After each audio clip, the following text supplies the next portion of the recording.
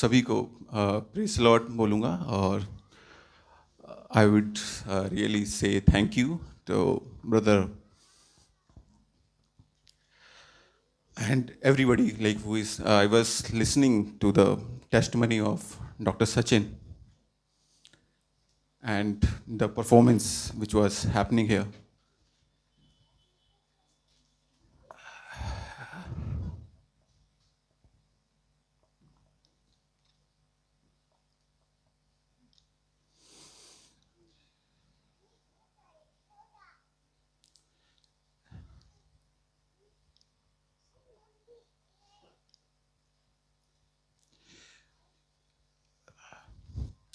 I'll try to give my life testimony. Maybe I'll be emotional because whatever I have seen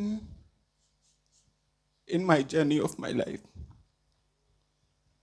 expressing in word because I lived that life which the many people cannot imagine even.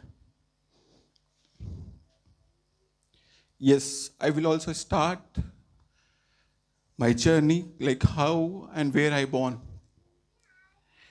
आप लोग जानते हैं इस देश में जगह है Bihar.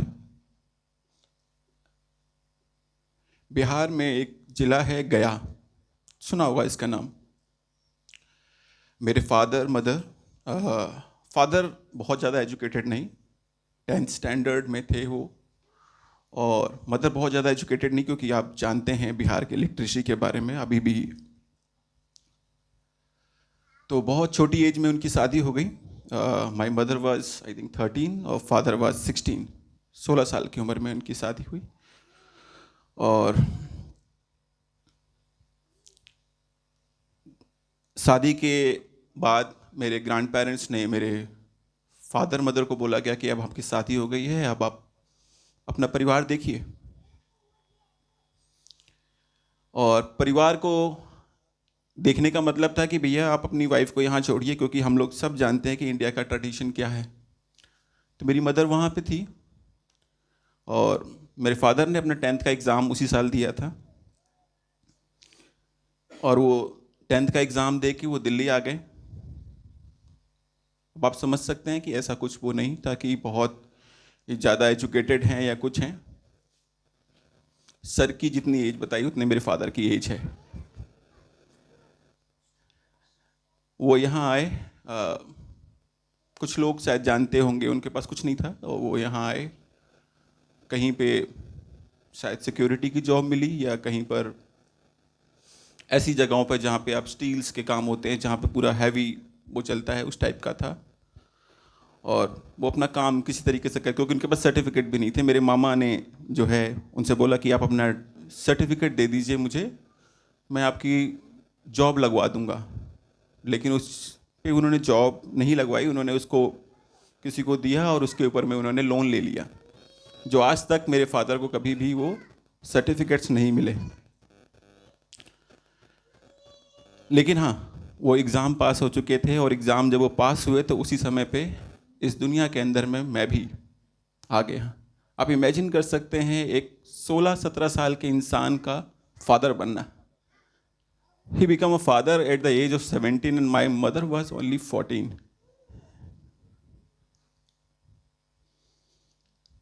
And I born in Gaya because मेरे ग्रैंड पेरेंट्स ने उनको ज़्यादा नहीं कुछ वो किया, और उनको लगा कि वो शायद नहीं कर पाएंगे, तो मेरे जो मदर पेरेंटल हाउस वाले लोग हैं वो उनको वहाँ लेके गए, और वहीं पे मैं बॉर्न हुआ. बट उसके बाद भी किसी तरीके से, एंड मैं बीमार रहता था वहाँ पर बहुत ज़्यादा. और फिर उसी समय पे बिकॉज लिटरेसी नहीं है, कुछ नहीं है, तो मेरे फादर और बोला गया कि भैया आप देखिए आपकी फैमिली को. आप मेरे फादर मेरी मदर को और साथ में एक और, क्योंकि एजुकेशन नहीं है ना, तो फैमिली प्लानिंग की हम आज बात करते हैं, उस समय कहाँ होगी. Again my mom conceive and then she deliver a baby which was 7 months. Anyhow, मैं भी ऐसा नहीं कि मैं हॉस्पिटल में बॉर्न हुआ, होम डिलीवरी घर के अंदर में ही उस समय पे मैं हुआ. और मेरा भाई भी जिसका नाम राजेश था, क्योंकि मैं उस चीज़ को याद कर सकता हूँ। और पापा लेके आ गए और इसी तरीके का स्ट्रगल का लाइफ उनका चल रहा था। कभी हम लोग बहुत अच्छी जगह तो नहीं कहेंगे, लेकिन हाँ गुजारा चल सकता है, ऐसी जगह पे हम थे। आप में से दिल्ली में जानते हो, मुझे कोई शर्म नहीं है इस बात को बताने के लिए कि हाँ कि परमेश्वर ने मेरे जीवन को किस प्रकार से ट्रांसफॉर्म किया है। आज़ादपुर में जब कभी आप जाएंगे, वहाँ पर रेलवे ट्रैक्स हैं और उन रेलवे ट्रैक्स के पास में झुग्गियाँ हैं, स्लम्स, और वहाँ से गाड़ियाँ जाती हैं आती हैं, और उन्हीं झुग्गियों के अंदर में मैं भी पल रहा था। छोटा सा घर, जिसके जितनी साइज का आजकल हमारा किचन है ना, उतनी साइज के घर भी नहीं होते हैं, उस साइज के घर के अंदर में मैं वहाँ पे पल रहा था। मैं, मेरी मदर, मैं और मेरा भाई, मतलब हम 4 लोग उसके अंदर में। और वो कहीं पे जॉब कर रहे हैं, उनके साथ में कभी उन पे चोरी का इल्ज़ाम लगा दिया जाता, उनको पीटा जाता, मेरे फादर को। लेकिन जब एक रात आई, मेरा भाई, मैं करीब शायद 3 साल का रहा हूँगा या 4 साल का कुछ उस समय पे, और भाई कुछ 1 साल का हो गया था। वो रात को सोया और सुबह उठा ही नहीं। और मैं उस चीज़ को, क्योंकि वो मेरे लिए एक वही था जिसको मेरा एक खिलौना था। आजकल तो फोन्स है ना, लेकिन उस समय मेरे पास में एक ही टॉय था, वो मेरा भाई था। मैंने अपने पहले भाई को खोया। वहाँ पे नालियाँ थी, मैं कूद जाता था कि मेरा भाई कहाँ है। लेकिन इतना ही नहीं रुका, समय आगे बढ़ा, मेरे और भाई हुए। लेकिन जो भाई होते वो कुछ ना कुछ उनके साथ होता और वो इस दुनिया से चले जाते। मुझे कुछ याद आता है उस समय की बात कि मुझे नहीं पता कि ब्लैक मैजिक होता है नहीं होता, लेकिन हाँ मैंने कुछ चीज़ों को, सामने से चीज़ों को महसूस किया, जो मैं आपके साथ में शेयर करना चाहूँगा। रेलवे ट्रैक्स थे, वहाँ पे अक्सर लोग, ट्रेन आती थी और लोग वहाँ पे कट जाया करते थे, मर जाया करते थे। वो हमारी आंखों के सामने होता था। कभी कोई कुत्ता मर गया, कभी कोई बिल्ली मर गई। मेरे सामने मैंने इंसान को मरते हुए देखा। स्कूलिंग, जब मैं 5 साल का हुआ तो मुझे 4 साल की एज में वहाँ पे बालवाड़ी का स्कूल था, वहीं पर घर के बिल्कुल बगल में, वहाँ पे मुझे डाल दिया गया। फिर एमसीडी का स्कूल था, उसके अंदर मुझे भेज दिया गया। वहाँ पे मैं गया, पढ़ाई स्कूल की आपको पता है किस तरीके की रही होगी, बहुत आप समझ सकते हैं दिल्ली के स्कूल की हालत उस समय क्या थी। और मैं पढ़ता रहा वहाँ पर। सेकंड स्टैंडर्ड के अंदर में चीज़ें चल रही थी, बहुत कुछ जीवन में चल रहा था। सेकंड स्टैंडर्ड में ऐसा हुआ कि मेरा जो भाई है, एक और जो हुआ उसके बाद में, जो भाई हुआ उसका नाम राहुल था। वो कुछ 5 साल के आसपास या कुछ, मतलब वैसे ही कुछ समय रहा होगा। और वो आया इस दुनिया में। वो सिर्फ एक वही मेरा एक भाई था जो हिंदू राव हॉस्पिटल है दिल्ली का सरकारी अस्पताल, वहाँ पे वो हुआ था। तो वो अपनी एज में बढ़ रहा था। फिर उसके बाद में अचानक से होता है कि, और हाँ ये जो चीज़ें थी, क्योंकि हम ऐसी जगह रहते थे, कुछ हमारे पास कोई सपोर्ट नहीं था, जिसका मन होता था वो हमें पीट जाते थे। कभी मेरी मम्मी को पीट देते थे, कभी मेरे फादर को पीट दिया जाता था। छोटी छोटी चीज़ों के लिए झूठे इल्ज़ाम लगा के मेरे पेरेंट्स को पीटा जाता था। और मैं डरपोक इंसान, डरता था कि मैं उनको बचाऊं तो बचाऊं कैसे। मैं हेल्पलेस था, बिल्कुल हेल्पलेस। तो जब मेरी मदर प्रेग्नेंट थी, क्योंकि फिर से प्रेग्नेंट थी, मेरा भाई हुआ, उसके बाद फिर प्रेग्नेंट हुई, और उस समय किसी ने उनको पीटा, और उस प्रेगनेंसी के दौरान वो बच्चा जन्मा तो जरूर, लेकिन वो स्टील बर्थ था, वो मर गया। मेरा भाई 5 साल का होके, जिसका नाम राहुल था, वो हमारे यहाँ पे ऑटो, आजकल 3 व्हीलर देखते हो ना, उस तरह के हमारे एक अंकल थे, ऑटो चलाते थे। बच्चों को बिठाया और बिठा के, बच्चों को बड़ा मजा आता है घूमने के लिए, अच्छे चलो बिठा दिया, तो वो भी उसमें बैठा। सारे बच्चे उतर गए, लेकिन वो उतर नहीं पाया। और उसी दौरान मेरे पास में एक भाई और था, मतलब यू कैन अंडरस्टैंड कि like continuously year by year मेरी मदर कंसीव कर रही थी और मेरे भाई कुछ हो रहे थे, कुछ एक्सपायर हो रहे थे, ये सिलसिला चल रहा था। तो मेरे 6 महीने का मेरा भाई जो आज है इस दुनिया में, परमेश्वर की महिमा करूंगा मैं इसके लिए, वो मेरी गोद में है। और 5 साल का भाई जो उस ऑटो में गया है, और एक ऑलरेडी एक्सपायर हो चुका है, उससे पहले एक एक्सपायर हो चुका है, 3 भाई मैं ऑलरेडी एक्सपायर हो चुका हूँ, चौथा भाई ये मेरा है। ऑटो चल रहा है, बाकी बच्चे उतर गए और वो ऑटो ने स्पीड जैसी पकड़ी, वो आवाज़ लगा रहा है, अंकल मुझे उतारो, चाचा चाचा हम लोग बोलते थे, चाचा मुझे उतार दो, चाचा मुझे उतार दो। लेकिन उन्होंने उसकी नहीं सुनी और वो चलते हुए ऑटो से कूद गया। करीब 1 किलोमीटर का डिस्टेंस होगा वो वहाँ से। और मेरे फादर उस समय पे रिक्शा चलाते थे, आज़ादपुर मंडी है, मेरे फादर आज भी जो 3 व्हीलर है विक्रम वो चलाते हैं, क्योंकि उनको वही पसंद है। तो उस ऑटो से कूदा और मेरे फादर अपना जो रिक्शा पुलिंग करते थे उसको ठीक कर रहे थे उसको, और मैं रोड पे ही ऐसे ही अपने छोटे भाई को लेके, 6 महीने का भाई है उसको लेके, मतलब, और ये सारी चीज़ें मेरे सामने हो रही है। वो आता है मेरे पास में, कहता है कि भैया मेरा ना एक्सीडेंट हो गया है। एक 15 दिन पहले मेरे जो बच्चा जन्म लिया उसको हॉस्पिटल लेके गए, वो एक्सपायर हो गया।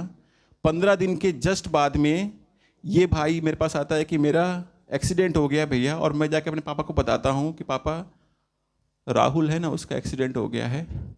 वहाँ से वो जो अंकल हैं, जो चाचा हैं, वो अपना किसको उन्हें बताता है कि यार आपकी गाड़ी से कोई बच्चा गिर गया है, आप जाइए। वापस आते हैं और उसको लेके फिर से वहीं, अभी वो हॉस्पिटल मुझे नहीं पता है कि नहीं, अशोक विहार में सुंदरलाल जैन हॉस्पिटल था, वहाँ पे लेके गए और रास्ते में ही उसने अपना दम तोड़ दिया। और मज़े की बात बताऊंगा मैं आपको एक चीज़, ये सारी चीज़ें जब होती थी, सर ने बोला ना कान में आवाज़ आती है, मेरे कानों में एक आवाज़ आती थी, और वो आवाज़ ना किसी एंजल्स की या परमेश्वर की नहीं थी, वो आवाज़ होती थी मेरे से, क्या इसको बचाना है या लेके जाना है, क्या इसको बचाना है या लेके जाना है। और मैं बोलता था लेके जाओ। ये मैं अपने जीवन की बता रहा हूं, और ये कोई मन गढ़ंत नहीं है, जीवन मैंने जिया है। ये लेके जाना, लेके जाओ। और वापस नहीं आता था वो। इस तरीके से मैं ऑलरेडी 4 भाई खो चुका था और 5वां मैं खुद था। बारिश होती है, मेरी मम्मी बोलती है कि बाहर से बेटा कपड़े उतार लेना और जो है रख देना। मैं कपड़े उतार के तो लेके आता हूँ, लेकिन रखता कहाँ हूँ मुझे खुद नहीं पता, और मैं पूरी तरीके से अनकॉन्शियस। मेरे फादर के पास पैसा नहीं था, उन्होंने कहाँ से क्या इंतजाम किया नहीं किया, मुझे वहाँ के नर्सिंग होम, अशोक विहार में एक जगह है, नर्सिंग होम में लेके गए। 24 घंटे तक अनकॉन्शियस। 24 घंटे के बाद उसी बीच में शायद MRI हुआ, मुझे नहीं पता, क्योंकि मेरी फैमिली में कोई पढ़ा लिखा नहीं, हमें नहीं पता क्या चीज़ हुई।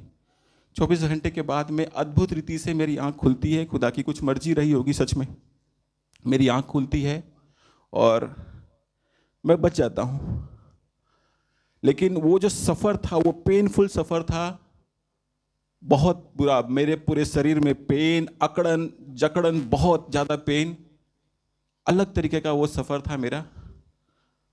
और उसके बाद मेरा भाई, फिर मेरी बहनें होनी स्टार्ट हुई, एक के बाद एक होना स्टार्ट। लेकिन हाँ, अब हम लोग को ऐसा लगता था कि हमारी ज़िंदगी शायद बचेगी, क्योंकि हम अपने रिलेटिव्स के पास जाते हैं, कभी हम यहाँ से दौड़ के बिहार जा रहे हैं, कोई हमें समझ ले, कोई बचा ले, कोई कुछ बता दे, कुछ नहीं। हम बहुत जगह गए। आप बहुत जगह का मतलब समझ सकते हैं कि हमने सब कुछ ट्राई किया, सब कुछ, दवा दुआ, जिस भी जगह हम जा सकते थे हम गए। उसी समय पे टीवी पर कुछ प्रोग्राम भी आते थे, कई तरह का प्रोग्राम आता था, और इस प्रोग्राम में एक था यीशु दया सागर, DD नेशनल पर आता था। मैं देखा करता था, मुझे बड़ा उसमें ना क्रॉस को दिखाते थे, कहता कि यार इससे ना ये भूत प्रेत भाग जाते हैं, तो मेरा बड़ा देखा करता था। लेकिन बस देख लिया, बच्चे हैं स्कूल में खेल रहे हैं, कूद रहे हैं। जब मैं 5th स्टैंडर्ड में था, मेरे पे अगेन एक दूसरी तरीके का अटैक होता है जहाँ पे मैं साइकेट्रिक पेशेंट बन जाता हूँ। मुझे वो मेरे भाई अक्सर मुझे मेरे अपने घर में दिखा करते थे। मैं रात को दिन में भी कभी मैं अकेले अपने कमरे में, जो मेरा घर था, मम्मी अगर नहीं है पापा नहीं है तो मैं सो नहीं सकता था, क्योंकि मुझे वो सामने से मुझे बुलाते थे। और ऐसा हुआ कि जब ट्रेन ऐसे आती थी मैं ट्रेन के ऐसे भागता था सामने से। मुझे जंजीरों से जकड़ के रखा जाता था और मैं जंजीरें तोड़ दिया करता था। वो सिचुएशन थी मेरी, मेरे सामने कोई आता था मैं उसको पीट दिया करता था। लेकिन अचानक अद्भुत रीति से कुछ कार्य मेरे जीवन में हो रहा था, मेरे परिवार के जीवन में हो रहा था, मैं भी नहीं समझता था उस चीज़ को। जब मैं 5th स्टैंडर्ड में ही था, कोई आया, हमें बहुत पैसे नहीं मिलते थे, मेरे पास बहुत पैसे नहीं थे, बताया मैंने आपको कि बहुत अच्छी सिचुएशन फाइनेंशियल मेरी नहीं थी, क्योंकि स्लम में ज़िंदगी बिताई है। 1 रुपये मिलता था मुझे पॉकेट मनी, और उस 1 रुपये का मुझे किसी ने बहुत सारे ट्रैक दिए, यीशु दया सागर, कई सारी कहानियाँ, मूसा की कहानी, कुछ होगा। और मुझे सिर्फ क्या था, प्यार किताबों से। मुझे किताबों की जो सुगंध होती है ना, नई नई किताबों की सुगंध, मुझे उससे बड़ा प्यार था। अरे यार बड़ा अच्छा लगता है देखने में, बड़ा सुन के मेरे को बड़ा मजा था। पढ़ा कुछ नहीं, लेकिन उस किताबों को लेने में, और 1 रुपये में इतनी सारी किताबें मिल रही मेरे को, उस चीज़ को लेके। फिर किसी ने बताया कि मंडौली में कोई तेल वाले बाबा है। अब बोला ना कि हम सब कुछ ट्राई कर रहे हैं, कैसे भी करके हमारी ज़िंदगी बदल जाए बस। अगर डॉक्टर सचिन के पास में गए और सर ने हमारा इलाज नहीं किया तो हम शायद किसी और डॉक्टर के पास भी जाएंगे, कहीं यहाँ भी जाएंगे, हम हर जगह डॉक्टर ट्राई करेंगे ना भाई, बस हमारी बीमारी ठीक हो जानी चाहिए। हम लोग भी यही कर रहे थे। हर जगह जिसने कुछ बता दिया, अरे आप वहाँ जाओ, हम वहाँ चले गए, वहाँ जाओ, हम वहाँ चले गए, हम हर जगह जा रहे थे। सब कुछ पैसा जितना मेरे पापा के पास था उसके कहीं ज़्यादा वो कर्जा ले लेके वो हम लोग सोचते थे कि किसी तरीके से मेरे बच्चे बच जाए, किसी तरीके से कुछ हो जाए। तो उस समय पे जैसे अभी आप लोगों ने ना ये स्तुति करी, आप लोगों ने वर्शिप करी, ऐसे ही हम लोग वर्शिप किया करते थे। उस समय पे जाता था, वर्शिप होती थी, संडे स्कूल होता था। वहाँ पर एक बैंक के मैनेजर थे, जैसे कैसे हमारे मोबी ब्रदर हैं, जॉब भी करते हैं लेकिन साथ में प्रीचिंग भी करते हैं, ऐसे ही वो बैंक के मैनेजर थे, वो भी प्रीच करते थे, संडे को प्रीच करते थे, वर्शिप होती थी, हम भी सीखते थे। लेकिन समझ में कुछ नहीं आता था, कुछ भी नहीं आता था समझ में। और इसी तरीके से साल भर साल चलते गया। मैं 5th से 6th, 6th से 7th अलग स्कूल में, फिर से अब प्राइमरी स्कूल ख़त्म हो गया, सेकेंडरी स्कूल में चले गए, लेकिन जीवन वैसा ही चल रहा था। सब तरह के, हाँ ये था कि भी लोग मरने बंद हो गए थे, लेकिन तकलीफ़ें, फादर को कुछ हुआ, फादर वहीं फेंट हो गए, रोड पे ही बेचारे गाड़ी लेके गए, वहीं फेंट हो गए, इस तरह की चीज़ें चल रही थी। 9th स्टैंडर्ड के अंदर में कुछ अलग होता है। हम लोग वहाँ भी जा रहे हैं, सब चीज़ें कर रहे हैं, हर तरह की चीज़ें हम लोग फॉलो कर रहे हैं, जो बताया, जिसने बताया, सब कुछ कर रहे हैं। कोई 9th में आके बोला कि यार आप मंडौली, इतनी आज़ादपुर से आप मंडौली जाते, इतना दूर जाते, उस समय पे मेट्रो नहीं थी, बस ही थी, बस से धक्के खाते, या मेरे पापा की 3 व्हीलर थी, उसमें बैठ जाते थे हम लोग और चलते थे। वहाँ से मंडौली जाना और इस तरीके से करना। किसी ने बोला कि बुराड़ी में आपके पास में कोई चर्च है, वहाँ जाइए, वहाँ भी आप यही करते, तो हम गए, वहाँ भी गए। और जब वहाँ भी गए तो फिर समझ में कुछ नहीं आता था। वही बोला कि परमेश्वर किस तरीके से आपके जीवन में काम कर रहा है वो एक अलग है। 9th स्टैंडर्ड में ये सेम घटना मेरे साथ होती, जो मेरे भाइयों के साथ हो रही थी, अब वो मेरी मदर के साथ था। मेरी मदर को रात में सीवियर ब्लीडिंग, वो ब्लीड कर रही हैं और हमें नहीं पता। उसी घर में हम लोग हैं, सब कुछ चीज़ें जानते हैं। और मेरे फादर ने गाड़ी स्टार्ट करी अपनी, वो 3 व्हीलर, और उनको लेके चले गए। और हमें क्या आता था, मुक्ति दिलाए यीशु नाम, शांति दिलाए यीशु नाम, यीशु दया का बहता सागर, तेरी आराधना, मतलब ये जो गाने हम लोगों ने जो सीखे थे वहाँ पे मंडौली में, वही आते थे। मैं, मेरा भाई और जो मेरी 1-2 बहनें उस समय तक हो गई थी, उनको लेके रात के 2 बजे में बस आंखों में आंसू के साथ में मैं सिर्फ प्रेयर कर रहा था। प्रेयर करने कुछ नहीं आता था, सिर्फ उस गानों को गा रहा था, पता नहीं कहाँ से। और आवाज़ मुझे उस दिन भी आई, आवाज़, वो जो आवाज़ थी, आवाज़ मुझे उस दिन भी आई, क्या बचाना है या ले जाना है। लेकिन उस दिन बड़े कमिटमेंट के साथ मैंने बोला नहीं, ये इनको वापस आना है। और आप बिलीव करेंगे कि उस समय पे हमारे पास कोई नहीं, हम किसी को नहीं जानते। उनको ब्लड की ज़रूरत थी, उन्होंने डॉक्टर्स ने बोला कि भाई इमरजेंसी में गए, हिंदूराव हॉस्पिटल हमारे पास में था, एक उसी को जानते थे हम लोग कि भाई एक कहीं भी जाना तो हिंदूराव हॉस्पिटल पहुंच जाओ। हम वहाँ पहुंच गए, पापा लेके गए वहाँ पे, बोला कि जब इंसान मर जाता तब लेके आते हो। और फिर वहाँ पे ब्लड का पूछा गया तो पापा कहा कि मैं कहाँ से, पापा बिल्कुल पतले से, रिक्शा चलाने वाला इंसान, गाड़ी चलाए, उसको क्या उसमें जान होगी, कुछ नहीं। किसी भी तरीके से करके वहाँ पे ब्लड अरेंज हुआ, उनको ब्लड चढ़ाया गया, वो बची, जिंदा वापस आई। परमेश्वर ने हमारी प्रार्थना को सुना था उस समय पे। इसी प्रकार से आगे की ज़िंदगी चलती गई। हमें किसी ने बताया कि फिर एक चर्च के बारे में बताया कि भाई मुझे नहीं पता आप में से कोई लोग जानते हैं कि नहीं, लेकिन हमारे मैक्स हॉस्पिटल में आके उन्होंने प्रचार किया। उन्होंने बोला कि पास्टर अजीत होरो करके हैं, कोई गॉस्पेल सिंगर हैं, आप उनके चर्च में जाइए। क्यों नहीं जाते हैं, आप जाइए। हम वहाँ गए। डीजीएस दिनाकरन, बहुत इंडिया में बहुत नाम है। जब मैं 10th स्टैंडर्ड में जब मैं आया तो उनका दिल्ली गेट के पास में बहुत बड़ा एक कन्वेंशन था और उसमें वो गाना गा रहे थे, यीशु बुलाता तुम्हें, यीशु बुलाता तुम्हें, बड़ी चाहत से तुमको बाहों में लेने, यीशु बुलाता तुम्हें। और उस गाने के साथ पता नहीं मेरे आंखों से क्यों आंसू गिर रहे थे, मुझे नहीं पता। और मुझे नहीं पता था कि मेरे को अपना भविष्य जो है वो हमेशा अंधेरे में दिखता था, क्योंकि जिंदगी की ही नहीं पता थी, लेकिन आगे क्या होगा जीवन में वो भी नहीं पता था। पापा के साथ में, पापा जिस वेंडर्स के सामान लेके जाते थे उनको कुछ पैसे दिए कि आप किसी पार्टी को दे देना, और वो उनको कुछ सुंघा के उनको करके पैसे उनसे ले लिए गए, और बाद में उनको इलेक्ट्रिक शॉक दिया गया। जो भी उनके पास गाड़ी थी, जो उनके पास ज़मीन थी, वो सारी ज़मीन उनसे ले ली गई। हम लोग फिर सड़क पर, कुछ नहीं। वहाँ से फिर मेरी, क्योंकि मैं 10th स्टैंडर्ड में आ गया, 15-16 साल का हो गया, लंबाई थी, घर के जीन्स थे, तो फिर से वही मेरी लाइफ में वो चीज़ जो मेरे फादर ने किया वो मैं करने लगा। मैं किसी के पास जा रहा हूँ कि यार मुझे ना वेटर की जॉब दे दो, क्योंकि स्कूल में तो पढ़ाई होती नहीं है। स्कूल में तो हम लोग सुबह का पहला घंटी लगा और उसके दोपहर की घंटी लगी, उसके बाद बाहर गुरुद्वारे में खाना खाते थे। खाने के लिए भी तरसना पड़ता था कि यार खाना भी मिलेगा कि नहीं मिलेगा, ये भी सोचना पड़ता था। और मैंने स्टार्ट करी कभी सिक्योरिटी गार्ड की जॉब, कभी रात में वेटर की जॉब, कभी फ्रूट कटिंग की जॉब शादियों के अंदर में, कभी तंदूर में रोटी सेकने की जॉब, कभी बर्तन धोने की जॉब। उससे मैं अपने ट्यूशन्स की फीस इकट्ठा करता था उस समय पर, और परमेश्वर किसी तरीके से काम कर रहा था। और उसने मेरे स्कूल में प्रिंसिपल को चेंज किया। उन्होंने, मुझे मैथ समझ में नहीं आती थी, मुझे बहुत अच्छे से सिखाया पढ़ाया, लेकिन बहुत सारी चीज़ें उस समय पे चली। खुदा ने अद्भुत रीति से कार्य किया। जिन बातों को मैं सोच नहीं सकता था, जो मेरी चित्त में कभी नहीं आई थी कि मैं कुछ करूँगा। हाँ, मैं इस बीच में एक चीज़ बताना भूल गया कि 5th स्टैंडर्ड में मेरा जब ऑपरेशन हुआ तो मन में कहीं ना कहीं एक ये बात आई, मुझे फिमोसिस हो गया था। आप लोग समझ, क्योंकि कई लोग मेडिकल से ही हैं, और मुझे सर्कमसीजन के लिए जाना था।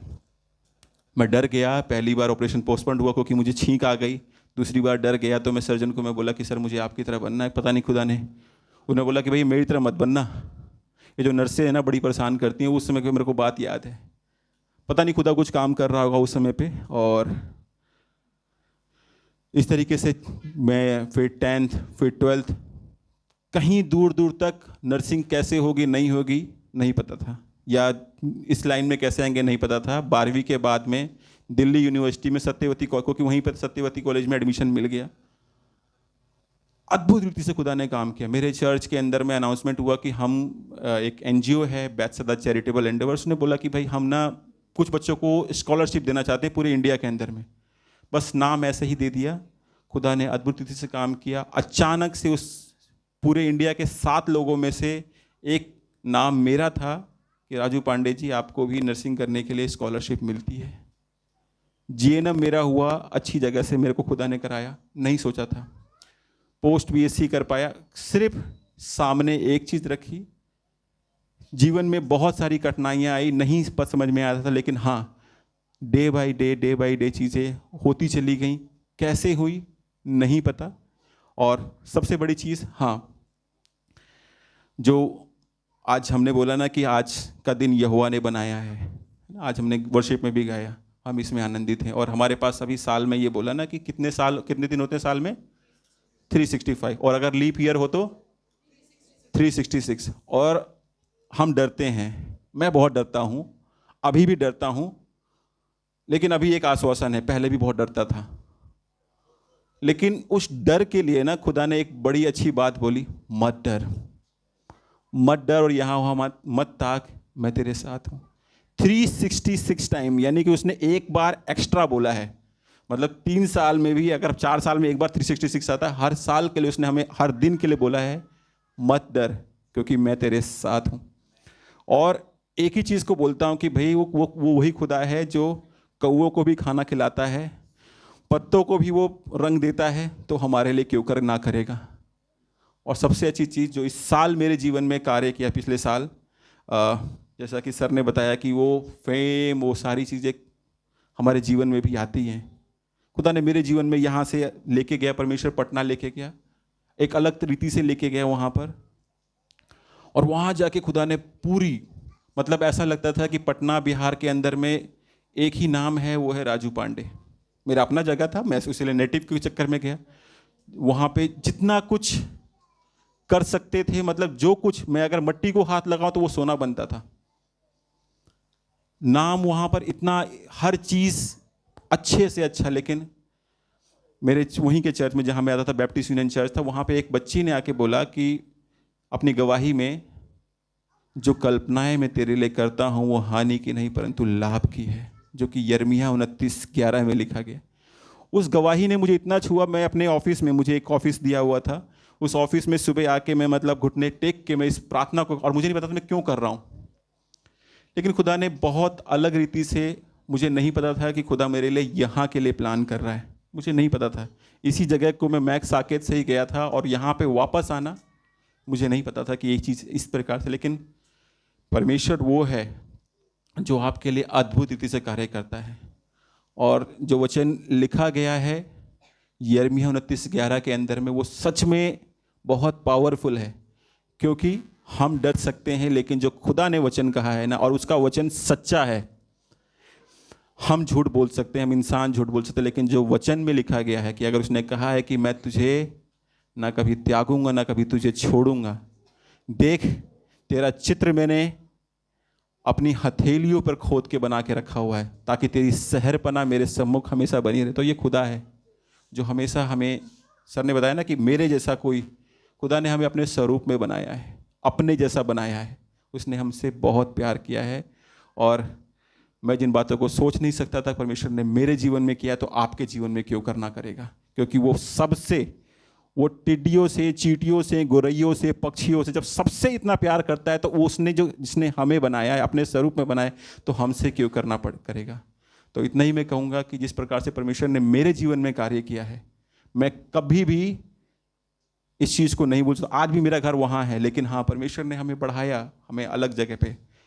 ऐसा नहीं है कि सारी चीज़ें मेरे जीवन से ख़त्म हो गई, आज भी है, आज भी यहाँ भी परमेश्वर ने अद्भुत से, यहाँ पे स्कूल में एडमिशन मेरे बेटे का हुआ, और घर मिला, सब कुछ, और सब लोगों। लेकिन ऐसा नहीं कि चीज़ें ख़त्म हो गई, प्रॉब्लम ख़त्म हो गई, नहीं। लेकिन खुदा हमें सामर्थ्य देता है, संभालता है, और कहता है कि मुझ में बना रहे, और हमें उसमें बने रहने की बहुत ज़रूरत है, उसमें विश्वास करने की ज़रूरत है। Thank you, praise the Lord.